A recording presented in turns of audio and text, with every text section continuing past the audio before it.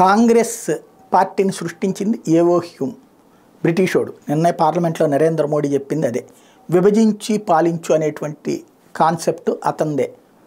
అందులో భాగంగానే భారతదేశంలోనే మనలో మనకే కులాల వారీగా, వర్గాల వారీగా, మతాల వారీగా చీలికలు పెట్టి తను సక్సెస్ అయ్యాడు. ఇప్పుడు ఇది ఎందుకు చెప్పాల్సి వస్తుందంటే, ఇప్పుడు ఆంధ్ర తెలంగాణ మధ్యన అట్లాంటి చీలికలు తెచ్చిన రాష్ట్ర విభజనకు కారణమైనటువంటిది కేసీఆర్. ఆ కేసీఆర్కి వెన్నుదన్నుగా నిలిచినటువంటిది మీడియా. అది భక్తితో కాదు, భయంతో, ప్రేమతో కాదు, వణుకుతో. వీళ్ళ ఆస్తులన్నీ అక్కడ ఉండటం వల్ల, మొత్తం మీడియా అంతా హైదరాబాద్లోనే ఉండటం వల్ల, హైదరాబాద్ కేంద్రీకృతంగా వ్యవస్థలు నడవడం వల్ల భయపడి కేసీఆర్ చెప్పినట్టు విన్నారు. కేసీఆర్ తరహాలోనే పని చేసుకొచ్చారు. అది నాడు జరిగినటువంటిది. ఇది ఇప్పుడు ఎందుకు చెప్పాల్సి వస్తుందంటే, కేసీఆర్ని ఎత్తి ఎత్తి ఎత్తి ఎత్తి సూపర్లో చూపించారు. ఎన్ని రోజులు అబద్ధాలు నిజమని నమ్మిస్తారు? ఇప్పుడు రాసుకొచ్చారు ఇవాళ, తెలంగాణలో మిరిమిట్లు, ఏపీలో కునికిపాట్లు అంటూ.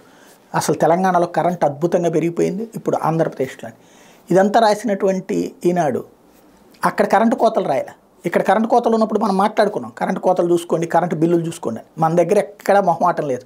మంచి జరిగితే మంచే చెప్తాం, చెడు జరిగితే చెడే చెప్తాం. అన్ని పత్రికలు అట్లాగే ఉండాలనే కోరుకుంటాం. కాబట్టి ఇక్కడ దౌర్భాగ్యం ఏంటంటే, నిజం కంటే కూడా అబద్ధాన్ని చుట్టూతా తిప్పుతుంటారు. అక్కడ మిరుమిట్లు గొలిపితే కేసీఆర్ 39 స్థానాలకు ఎందుకు పడిపోయాడు? అదే సందర్భంలో ఇక్కడ చీకట్లంట, అసలు లైట్లు ఎలగట్లేదట, ఫ్యాన్లు ఎలగట్లేదంట. కామన్ సెన్స్ కొంచెం.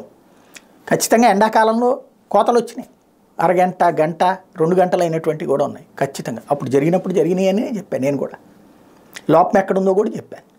అదే సందర్భంలో ఇప్పుడైతే ఏం లేదు, కానీ ఇప్పుడు తీసుకొచ్చి కరెంటు కోతలని రాసుకొస్తుంది. అక్కడంతా అద్భుతంగా ఉందని రాస్తుంది. అక్కడ ఉన్న మిత్రులను అడిగితే అక్కడ అప్పుడప్పుడు పావుగంట, అరగంట పోతున్నదని చెప్తున్నారు.